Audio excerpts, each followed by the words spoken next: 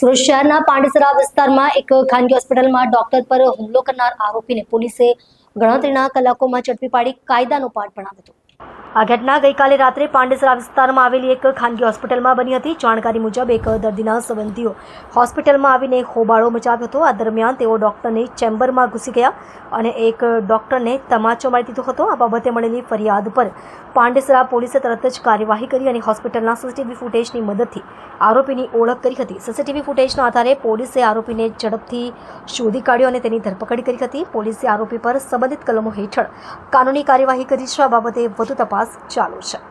Pandesara police station વિસ્તારમાં કાલે 6:30 વાગે સામે આશરે એક હોસ્પિટલ છે dream children and general hospital. આમાં એક ડોક્ટર છે મનોજ પ્રજાપતિ, એમની પાસે એક રિલેટિવ રાજકુમાર ઉર્ફે બાબા વિશ્વકર્મા આ આપના 3 વર્ષના બાળકને લઈને આવ્યા હતા અને એમની રજૂઆત એવી હતી કે આ બાળકે ઝેરી દવા પી લીધી છે।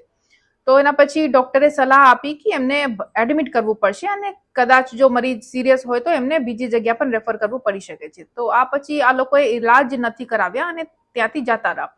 પછી થોડા સમય પછી વાપસ આવીને આ ડોક્ટરથી માથાકૂટ કરેલ કે તમને ખોટી સલાહ આપી છે અને એમને માર માર્યો। તો આ ઘટનાની જાણ થતાં જ પાંડેસરા પોલીસ સ્ટેશનમાં ફરિયાદ દાખલ કરી લીધી છે અને આરોપીને અટક કરવામાં આવ્યા છે અને આગળની કાર્યવાહી ચાલુ છે।